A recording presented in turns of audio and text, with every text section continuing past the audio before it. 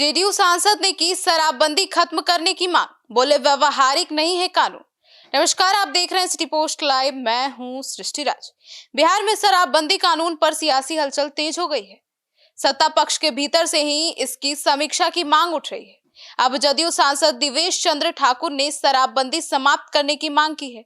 सांसद ने कानून को अव्यवहारिक और असफल बताते हुए कहा कि वो पहले दिन से इस कानून के विरोध में थे। खास बात यह है कि इस बार कानून पर सवाल विपक्ष नहीं बल्कि सत्ता पक्ष के भीतर से ही उठ रहे हैं। पहले केंद्रीय मंत्री जितन राम मांझी, फिर आरएलएम विधायक आनंद माधव और केंद्रीय मंत्री चिराग पासवान तक शराबबंदी कानून की समीक्षा की मांग कर चुके हैं। अब आइए विस्तार में जानते हैं चीफ एडिटर श्रीकांत प्रत्युत्तर से इस पूरे मुद्दे के बारे में कि क्या अब नीतीश कुमार की पार्टी के सांसद ने ही इस कानून को पूरी तरह से समाप्त करने की मांग कर दी है। सर, देखिए, ये तो बात सच है कि शराबबंदी कानून की समीक्षा की मांग सत्ताधारी दल के अंदर से ही उठ रही है। विपक्ष की मांग होती तो कहा जाता कुछ, लेकिन अब तो सरकार से जुड़े हुए जो विधायक हैं, सांसद हैं, वही समीक्षा की मांग कर रहे हैं और शराबबंदी को खत्म करने की मांग जोर पकड़ती जा रही है। सीतामढ़ी से जेडीयू के सांसद हैं देवेश चंद्र ठाकुर। उन्होंने कहा है कि वो शुरू से ही शराबबंदी कानून के विरोध में रहे हैं और इसका कोई व्यवहारिक लाभ भी नहीं है। देवेश चंद्र ठाकुर ने कहा कि जब यह नीति लाई गई थी तब वो एक अन्य नेता, दो ही लोग थे जिन्होंने मुख्यमंत्री के सामने इस पर असहमति जताई थी।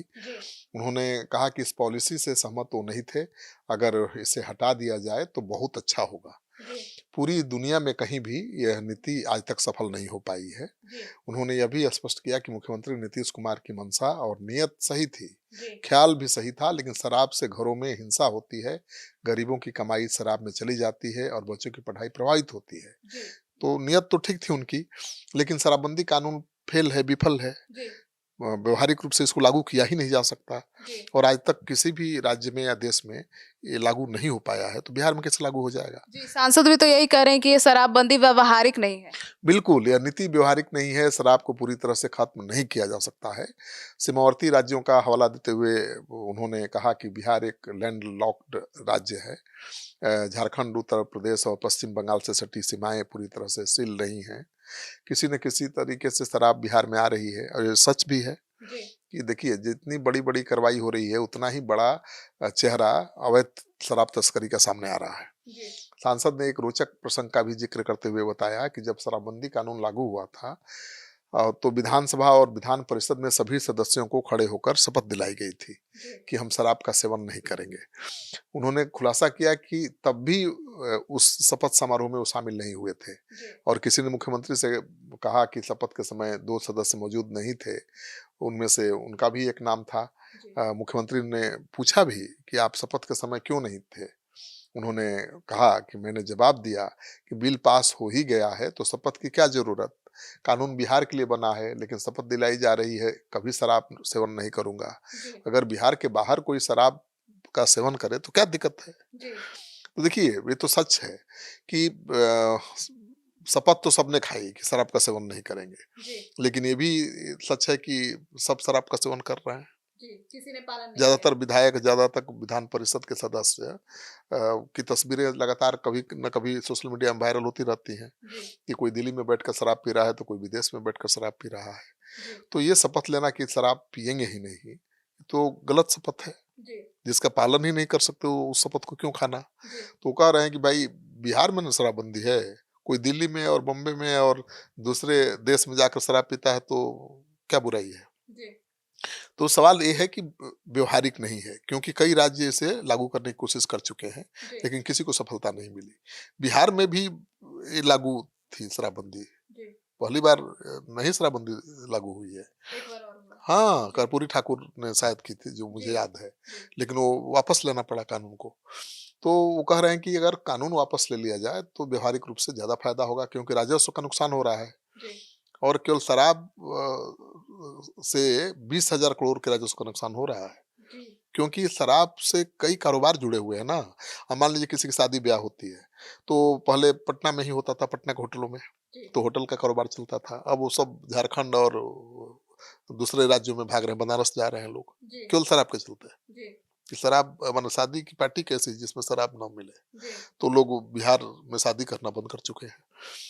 अगर बिहार में शादी होती है तो कपड़े की खरीदारी भी होती है। बिहार में डॉक्टरों का कॉन्फ्रेंस होता था तो यहीं पर कपड़े खरीदे जाते थे डॉक्टरों को देने के लिए। जी, सूट बहुत कुछ देती थी ना कंपनियां, दवा कंपनियां। जी, अब वो दूसरे राज्य में कर रही हैं कॉन्फ्रेंस, तो वही खरीद ले रही हैं कपड़ा भी। जी, तो कपड़ा का कारोबार प्रभावित हुआ। जी, और शराब पीते थे लोग तो होटल में कुछ चखना भी खाते थे। जी, रोड पर जो खुमचे लगाते थे वो भी बेचते थे, उनका भी कारोबार चलता था, जी, वो भी खत्म हो गया है।